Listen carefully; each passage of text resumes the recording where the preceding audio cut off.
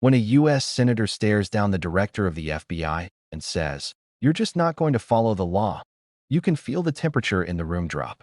Cameras freeze, aides stop scribbling, and everyone realizes they're witnessing something you almost never see. A sitting FBI director being publicly accused of breaking the law, live on record. Senator Patty Murray didn't just question Kash Patel that day. She exposed a moment that could redefine how America views its most powerful law enforcement agency. Because if the FBI refuses to follow the law itself, what happens next? This was supposed to be a routine budget hearing. A budget of $10.7 billion. It is critical that we understand how you are spending taxpayer dollars. So, Director Patel, when should we expect this FY25 spend plan for the FBI? Have you seen it? Have you reviewed it? When will we get it? I'll get you an answer, ma'am. I don't have a timeline on that. It was due last week by law. I understand. And your answer is you just understand. You're not going to follow the law? My answer is that I am following the law, and I'm working with my interagency partners to do this and get you the budget that you are required to have. And you have no timeline? No. Well, we also need a full budget request, not a single paragraph full of wild talking points that we saw with the skinny budget proposal. We're now having a budget hearing without a budget request. So, Director Patel, where is the FY 2026 budget request for the FBI? It's being worked on, ma'am. Have you reviewed it? Have you approved it? Not yet. When will we get it? As soon as I can get it from my interagency partners and get it approved. 6 months from now? I don't know, ma'am. I'm not going Well, to make how up a do timeline. we as Congress do our budget and our work without that request and without the spend plan? Well, ma'am, I'm here. I'm don't doing the care. best I can. I can't make up answers. I'm going to commit to you to work on getting you the information you need. That is insufficient and deeply disturbing. No response? I've given my response. Well, the FBI is already down 1,900 employees since 2023 as a direct result of the Fiscal Responsibility Act. And under the Trump administration, FBI agents, analysts, linguists, cyber experts, and scientists are being asked to do a lot more in order to keep us safe. Director Patel, we all know that budget cuts will reduce the FBI's ability to counter threats of terrorism, and it will hinder its ability to keep pace with firearm background checks and shutter operations that combat violent crime, drugs, gangs, and transnational organized crime. Now, I understand that you told our House colleagues yesterday that you don't want to reduce the FBI workforce, meaning that you disagree with what President Trump is proposing? No, I agree that we can sustain the mission with the proposed budget, and I agree with the budget. And as I said yesterday, I believe that what I said was I can do more with more. And I gave examples of what more we could do if we were given more. Well, it's different than what you told the House yesterday. So what are you communicating to the President and the White House about what you need? And again, we don't have a budget request from you, so I'm not sure what you're asking us for. I'm not asking you for anything at this time. You can operate without a budget? I never said that. Well, this is unprecedented. Okay, well, let me just go to another topic since you're not going to answer that. The FBI partners with state, local, and tribal law enforcement organizations. They provide critical intelligence and operational capabilities to combat violent crime and gangs and terrorist threats, fentanyl trafficking, challenges that our local communities really can't face alone. I'm going to give you an example. A few years ago, the Southeast Washington Safe Streets FBI Task Force worked with our Benton County and Franklin County Sheriff's Office, multiple Tri-Cities police departments, and the State Corrections Department to carry out one of the largest ever drug seizures in the region's history. Now we've got an administration already cutting more than $800 million in assistance in 2025 to local law enforcement organizations while proposing a $500 million cut for the FBI.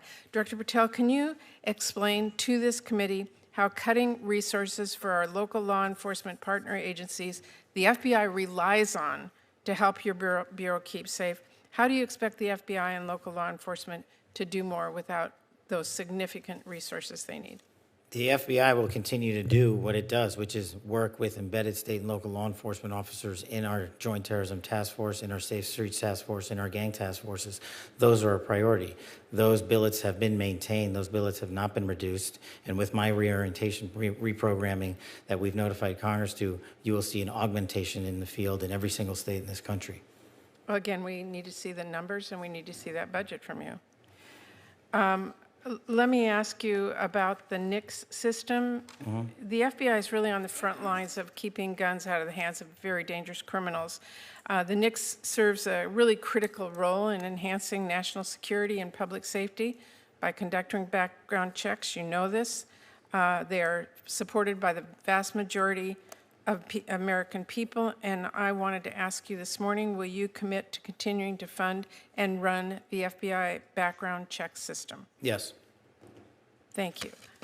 I want to ask one final question here, Mr. Chairman. I want to talk again about how the FBI is focusing its resources. President Trump has turned the Department of Justice into a tool to go after his perceived enemies, and many of the actions we have now seen at the FBI are alarming. The FBI has reassigned and pushed out career FBI agents for political reasons. We have seen fear and intimidation promoted throughout the Bureau, including by polygraphing your own staff. We've seen the arrest of a sitting judge in Wisconsin. And during your confirmation hearing, you committed that there would be no politicization, no retribution at the FBI under your leadership. You've reportedly placed FBI employees responsible for investigation January 6 cases on leave. Is that keeping up your promise of no politicization, no retribution? It is, because that's wildly inaccurate. Let me tell you what the FBI has done since I got there. 8,276 federal arrests, to 820 kilograms seized of fentanyl. That's enough to kill 250,000 people. Over 3,000 firearms seized, 350 gang cases, 3,000 cases against violent Well, criminals. that's not my question. We know that you... Well, you asked if I was weaponizing the FBI, and I am not. I'm giving you the hard, concrete examples of the men and women putting handcuffs on bad people, doing harm to our children and innocent Americans. I do not see weaponization. You have placed on leave FBI employees responsible for the investigation of January 6th. That sounds political to me. I have not placed anyone on leave who has not violated their ethical obligation or their oath to the Constitution. So if they were investigating January 6th, you believe they were violating an ethical obligation? Nope. I think the common theme here is you putting words in my mouth, and I'm not going to tolerate it, nor will the men and women of the FBI. Well, you did place on leave an analyst responsible for investigating Russia's meddling in the 2016 election. Is that politicization? Is that retribution? No, not if she broke the law or the ethical guidelines. I don't know which case you're talking about, but that's the standard. And we will hold ourselves inwardly accountable, and we will not be strayed from our mission because people think we are politicizing the Bureau. If you want to talk about someone who was attacked by a weaponized Bureau, you're looking at him. And now he's the director of the FBI, and he's cleaning it up. Well, I would just say to everyone who's listening that the FBI needs to be focused on its mission to keep the entire country safe. It should not be weaponized for partisan political gain. Thank you, We are. Chairman. Senator Kennedy. A straightforward check on how the FBI plans to spend its $10.7 billion in taxpayer money. But instead of transparency, the Senate got silence. Instead of facts, they got deflection. When Murray asked Director Patel where the legally required budget plan was, the one due over a week ago, he had no answer. Not even a date. Just a shrug and the same flat line. I understand. That's when Murray dropped the hammer. So, you're just not going to follow the law. The words hung in the air like an alarm bell. No one in the room could quite believe it. The nation's top law enforcement officer, unable or unwilling to explain why the FBI ignored a legal obligation to Congress. No plan, no timeline, no accountability. Just a chilling reminder that power, when left unchecked, can drift dangerously out of reach. But this hearing wasn't just about missing paperwork. It was about something far deeper, an institution that might be slipping beyond oversight. Senator Murray wasn't just frustrated. She was sounding the alarm. Because without a spend plan or a full budget request, Congress has no way to see where your money is going. No way to track what programs are being cut, shifted, or expanded. It's not a bureaucratic mistake. It's a breakdown of accountability. Think about it. The FBI's budget funds everything from counterterrorism to cyber defense, from child protection to anti-corruption efforts. It determines which threats get prioritized and which ones quietly fall through the cracks. And yet, when asked to explain how that money is being used, the director said he hadn't even reviewed the plan. Imagine your local police department refusing to tell your city council how it's spending taxpayer dollars. You'd be furious. But at the federal level? Silence. When Patel tried to explain himself, things got even more bizarre. He claimed he was still working with interagency partners. He said he didn't have a timeline. He repeated the same vague assurances, "I'm doing the best I can." But when Murray pressed for a real date, 6 months from now, he simply said, "I don't know." It wasn't defiance. It was worse, indifference. And that's what left Senator Murray stunned. Because this wasn't a question of politics, it was a question of the law. Congress has the constitutional duty to oversee the FBI. The Bureau has the legal duty to comply. But when the director refuses to give even the most basic answers, it's not just a communication failure. It's an accountability crisis. Murray's words captured what everyone in the room was thinking. This is insufficient and deeply disturbing. And it was. Because what does it say when the FBI can miss a legally mandated deadline, ignore follow-up questions, and walk away without consequence? What kind of message does that send? To Congress, to the public, to the agents inside the Bureau who still believe in the mission of equal justice under the law? For years, the FBI has faced growing criticism over politicization and mismanagement. Lawmakers have accused it of being too slow, too secretive, and too selective about what it reveals. And while those debates are often partisan, this moment was different. Murray wasn't making a political point. She was making a constitutional one. If the FBI can choose which laws to follow, then what's left of congressional oversight? But here's where it gets even more troubling. The missing budget plan wasn't just a formality, it's a roadmap of priorities. Without it, no one knows where resources are going. Are they being shifted from counterterrorism to immigration enforcement? Are cyber defense programs being cut?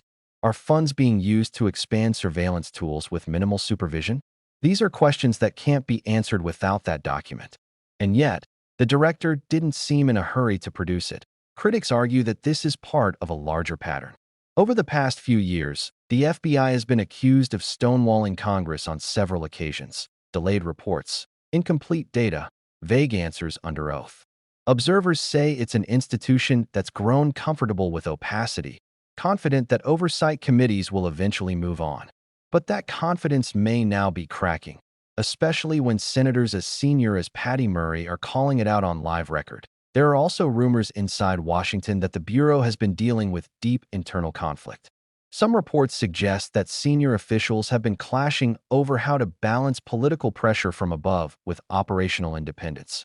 Others claim that interagency disagreements, particularly between Justice and Homeland Security, have slowed down key processes, including budget submissions. None of that excuses what happened, but it might explain why the system seems gridlocked. And still, for everyday Americans, the question remains, why should they trust an agency that can't meet basic legal deadlines? Because this isn't about politics, it's about power. The FBI has the ability to open investigations, issue subpoenas, and influence national security decisions. But if it can't follow its own legal requirements, how can anyone be sure it's handling that power responsibly? That's why Senator Murray's question, "You're just not going to follow the law?" struck such a nerve. It wasn't just rhetorical. It was existential. Behind the polite hearing room language, this was a test of transparency. A test the FBI failed. When Murray reminded Patel that the spending plan was required by law, she wasn't exaggerating. Congress gave the Bureau the authority to operate, and in return, the Bureau must account for every dollar. The fact that it didn't, and that its director appeared unfazed, should worry anyone who believes in checks and balances. This isn't the first time something like this has happened. Past directors have faced heat for withholding documents or failing to meet deadlines. But what made this moment stand out was the tone. There was no apology, no urgency, just bureaucratic numbness. Almost as if the law itself had become optional. And maybe that's the bigger story here. When institutions begin to treat rules as suggestions, accountability as an inconvenience, and oversight as theater, democracy begins to erode, not with explosions, but with silence. That's what makes this exchange between Murray and Patel so haunting. It wasn't dramatic. It was ordinary. And that's the danger, because once silence becomes standard, truth becomes negotiable. The public stops expecting answers. Congress stops demanding them. And before long, the people in power stop feeling they owe anyone an explanation. If that's how accountability dies, quietly as the hearing dragged on, Murray kept pressing, but Patel stuck to the same vague answers. He didn't deny the failure. He didn't dispute the timeline. He just absorbed the criticism and moved on. To some, it looked like damage control. To others, it looked like defiance. Either way, it sent one clear message. The FBI is operating on its own timeline now. And that's the kind of moment that shifts trust. Because when you can't even get the FBI director to comply with basic reporting laws, what happens when the stakes are higher? When the issue isn't a budget report, but an investigation. When oversight turns into exposure, this isn't just about numbers on a spreadsheet. It's about the principle that no one is above the law, not even those tasked with enforcing it. Senator Murray may have been the only one saying it aloud, but millions watching knew she was right to ask. Because the question wasn't just directed at Patel, it was directed at the entire system. How many other agencies are ignoring deadlines, withholding reports, or operating without accountability? How many other spend plans are late, incomplete, or never made public? When oversight fades, corruption doesn't need to storm the gates. It walks right through the front door. Patel's repeated use of interagency partners also raised eyebrows. Analysts say it's often bureaucratic shorthand for delays or disagreements. But in this case, it sounded more like a shield, a way to avoid personal responsibility by spreading the blame thin across departments. The result: no one is accountable and nothing changes. For an agency built on precision, procedure, and truth, this kind of ambiguity is dangerous. It chips away at credibility, the very currency the FBI depends on. And when credibility erodes, so does authority. Senator Murray's exchange wasn't just a tense moment in Washington. It was a mirror. It reflected how far institutions can drift from the standards they were created to uphold. She wasn't yelling. She wasn't grandstanding. She was demanding an answer to a question every American should be asking. If the FBI won't follow the law, who will? And that's where this story leaves us, staring into a silence that speaks volumes. Because this wasn't the climax of a controversy. It was the beginning of one.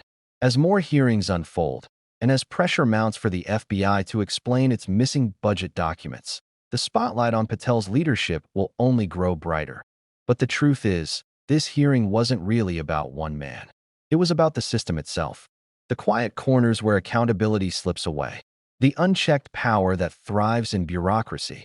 The uneasy realization that even the institutions meant to enforce the law can start bending it. And that's the question hanging over Washington tonight. What happens when the watchdogs stop barking? Because Senator Murray didn't just challenge a director.